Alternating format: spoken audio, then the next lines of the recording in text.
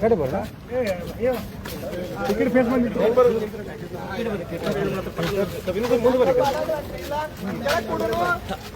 ಕೊಡ್ರಿ ನಡೀತೈತೆ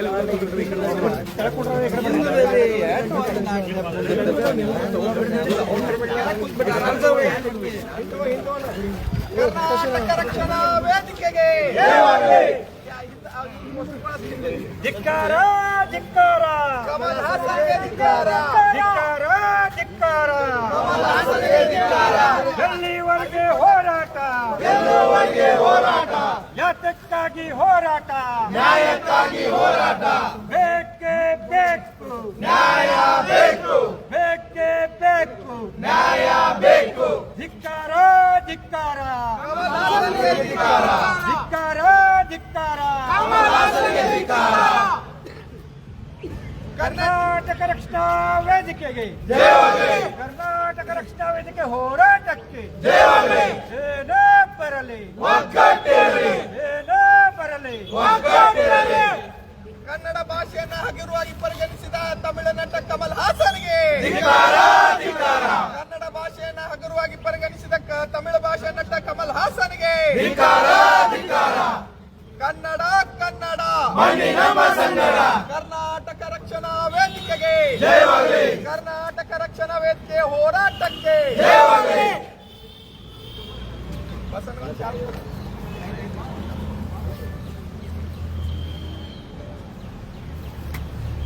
ಕರ್ನಾಟಕ ರಕ್ಷಣಾ ವೇದಿಕೆಗೆ ಜಯವಾಗಲಿ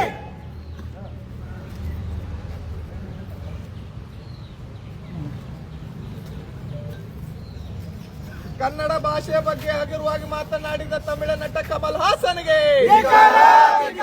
ಕನ್ನಡ ಭಾಷೆಯ ಬಗ್ಗೆ ಹಗುರವಾಗಿ ಮಾತನಾಡಿದ ತಮಿಳು ಭಾಷೆ ನಟ ಕಮಲ್ ಹಾಸನ್ಗೆ ಕರ್ನಾಟಕ ರಕ್ಷಣಾ ವೇದಿಕೆಗೆ ಕರ್ನಾಟಕ ರಕ್ಷಣಾ ವೇದಿಕೆ ಹೋರಾಟಕ್ಕೆ ಸಮರಸಿಂಹ ಟಿ.ಎ. ನಾರಾಯಣ್ ಗೌಡ್ರಿಗೆ ಕನ್ನಡ ಕನ್ನಡ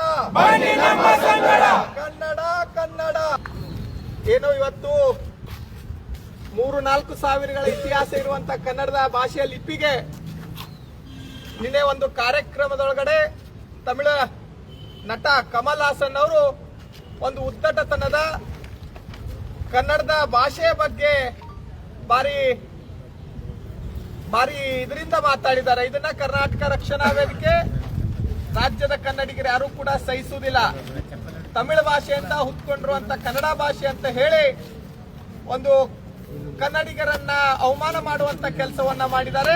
ಅದಕ್ಕೆ ಇವತ್ತು ಬೆಳಗಾವಿಯ ಜಿಲ್ಲಾ ಘಟಕದ ವತಿಯಿಂದ ಕಮಲ್ ಹಾಸನ್ ಅವರಿಗೆ ಎಚ್ಚರಿಕೆ ಕೊಡುವುದ್ರ ಮುಖಾಂತರ ಇಡೀ ತಮಿಳುನಾಡು ಚಲನಚಿತ್ರ ತಂಡಕ್ಕೆ ನಾವು ಎಚ್ಚರಿಕೆ ಕೊಡುವುದ್ರ ಮುಖಾಂತರ ಒಂದು ಸಾಂಕೇತಿಕವಾಗಿ ಪ್ರತಿಭಟನೆಯನ್ನ ಮಾಡ್ತಾ ಇದೀವಿ. ಏನು ಕನ್ನಡಿಗರ ಭಾವನೆಗಳಿಗೆ ಧಕ್ಕೆ ತರುವಂತ ಕೆಲಸವನ್ನ ಮಾಡಿದಿರಿ, ಅದಕ್ಕೆ ತಕ್ಷಣವೇ ನೀವು ಕನ್ನಡಿಗರ ಕ್ಷಮಾಪಣೆಯನ್ನ ಕೇಳಬೇಕು.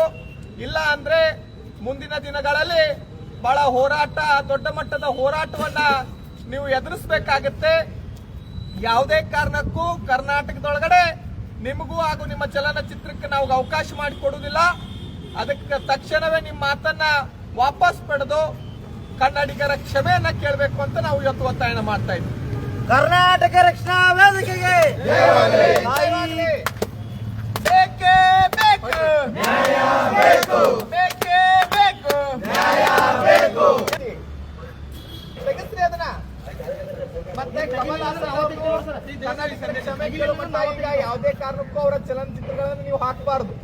ಹಾಕಿದ್ದೆ ಆದಲ್ಲಿ ಕರ್ನಾಟಕ ರಕ್ಷಣಾ ವೇದಿಕೆ ಬಂದು ಅದನ್ನು ಬಂದ್ ಮಾಡಿಸುವಂತ ಕೆಲಸ ಮಾಡ್ಬೇಕಾಗತ್ತೆ.